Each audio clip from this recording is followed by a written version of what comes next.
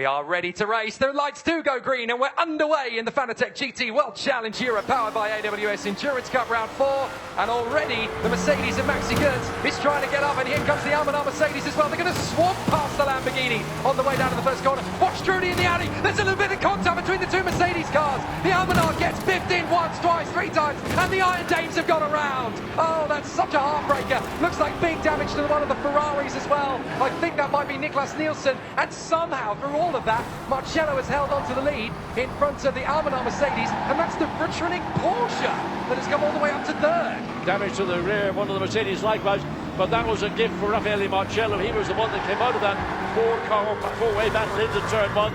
He was on the right part of the racetrack, others were all too far to the left, and again, tire smoke billowing off the back. I think it's there's the battle that's going on for second and third place. Audi have got themselves out. Look at the front of that Ferrari. Is that the Ferrari that got that bodywork damage?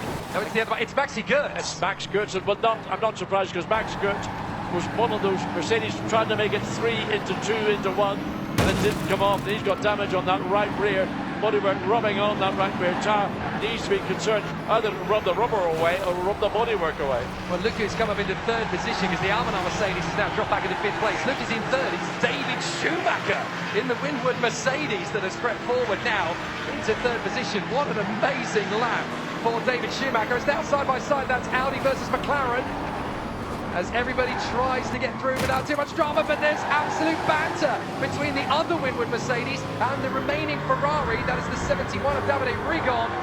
So they are absolutely at loggerheads as they come through on the first lap. The Rutrinik Porsche's got through in a second. The Conti Audi of Fred Furbish is in fourth. The Mercedes in the background, rubber flying off the back. We saw the bodywork and that car coming back, literally 3 wheels on my wagon. There is the remains of that right rear tyre. Everybody having to back off in the middle of the chicane to enable them not to get in contact. Right, we've got the number 11 Conti Audi of Fred Furbish having got past David Schumacher. Schumacher having another go, and here comes Mauro Engel. Engel's going deep into the brakes into turn 1, trying to go side by side with David Schumacher, and he's still going to be there to the inside for turn 2. Here comes Engel. Perfect. He's going to get up the inside. David Schumacher's going to have to bail out of it. Up to fourth for the Almanar Mercedes. So let's see where it all unfolded there. Jordan Pepper's not quite reacted the same way. Maxi Gott's got a beautiful launch.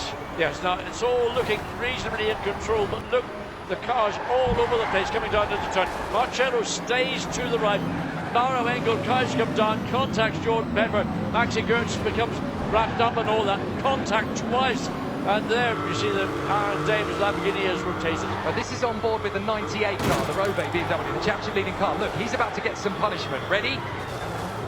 Bang! How is he still running in the top 10? They make him tough down in Munich, that's why. Very impressive. He managed to get away from all that, but look at just the carnage in turn 1. That is normal at Nürburgring in turn 1. Everybody tries to get into turn 1 ahead of everybody else, and inevitably it just doesn't work. And Marcello hugged the right-hand side of the racetrack, not the natural line. There's the rear view mirror from the 98, or the 88. Even Marcello got a tag as he went through. He was quite lucky, actually, that he didn't take more damage to the rear of the Mercedes, and they are now, of course, leading the race. Excellent work to hold the lead. Here we go, side by side. This is Pereira and Trudy. Trudy trying to go the long way round, and that's beautifully handled by Mattia Trudy. What a move. Fred Furbish will be the first task for Mauro Engel, and down James again. Down at the bottom of the racetrack. Was that an assist, or was that a self-induced spin? This has not been a great start. They've got to now reverse the car, and I think they must be now at the tail of the field, because there's no traffic coming behind them. I thought they were starting sufficiently far up the field that they might have got clear, but they just went into turn 1 on the left-hand side of the racetrack and got swept up with all that was going forward. So that's a huge disappointment for the 83 Lamborghini. Bitter disappointment. Rail Frey trying to get the move on the car collection Porsche, which just squeezes out. That was a bit bold from Rail Frey.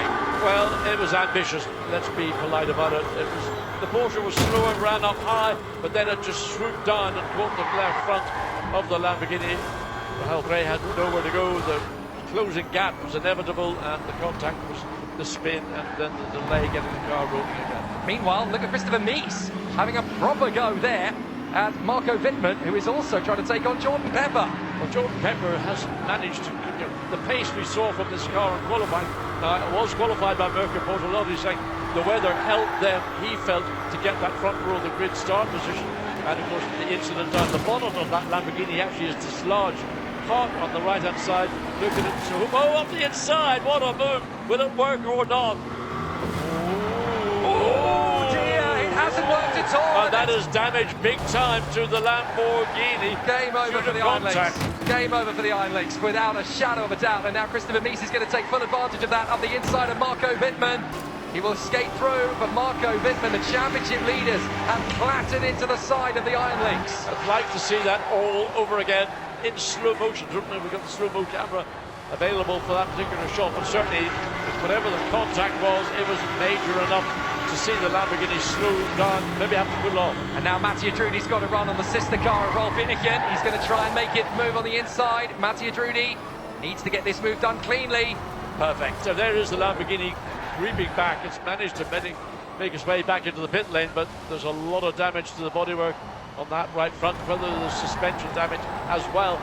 Suspect it's largely bodywork damage. This is another view of the same thing. So there, the dive down, and that's why the Lamborghini ran the curve, the back end snapped and it turned almost 90 degrees in. So one has to say that really more down to Jordan Pepper than it was to Wittmann. Wittmann made the pass and sort of wrong foot of the Lamborghini. Here's the on-board view of it up through the Schumacher residence. Both cars right on the limit of adhesion, up the hill, up into turn 10. Watch what's going to happen with the BMW. Can't get it down here into turn 10. But Marco Wittmann decides, I'm going to make a lunge, I'm going to make a dive. Now, here I go. And then all of a sudden, the two cars, there is contact, and then snap. That snap overstayed, nothing that can be done by Jordan. In fact, there was the initial contact with Jordan Pepper and the BMW. And then once it got sideways, Pepper then just speared straight across the track. So it was contact with Wittmann that set that whole scenario up. So I think Jordan Pepper, now having seen that, will feel, not my fault, Gulf, I got tagged.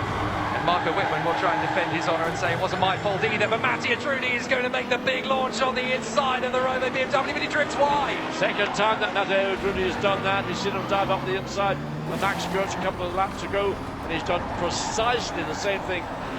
Oh, lovely from Charles Weerts. He's gone right around the outside of Rossi.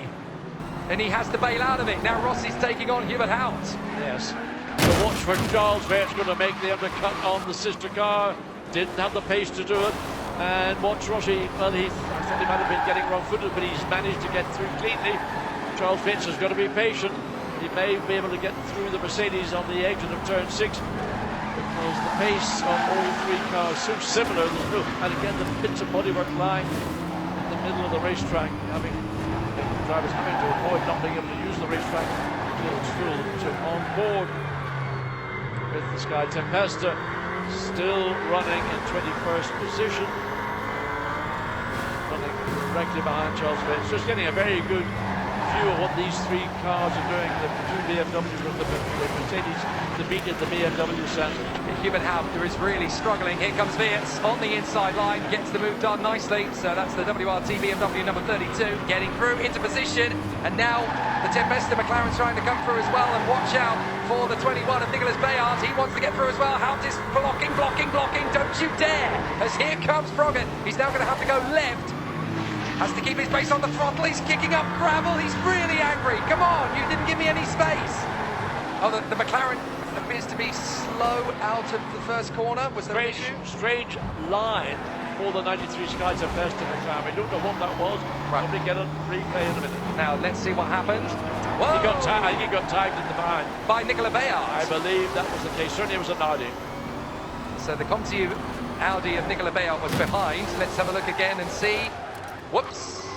Yeah, I think Froggatt's going to feel there's getting a bit of a complex. Why are people picking on me? Look at Gertz, he's dropping like a stone now as the cars are just getting past him left, right and centre. As Chris Froggatt now has a chance to get past the Mad Panda Mercedes, which is going one way on the Mercedes. Froggatt's going the other, and we're going to go three wide. Maxi Gertz drops back, Froggatt goes round the outside of both of them. Valentino Rossi undoes the strap, dragged out by Christopakos, gets in. Use the same seat insert, interestingly. So the safety net reconnected by Valentino Rossi, taps the belts, get the various radio night and whatever your drink spot, whatever it is you want. Pull those shoulder straps down tight. You need to get them tight before you leave the car. The car will come off the jack, switches the two. The BMW is going to get rolling first as the 44 Porsche, it's rolling down the pit lane.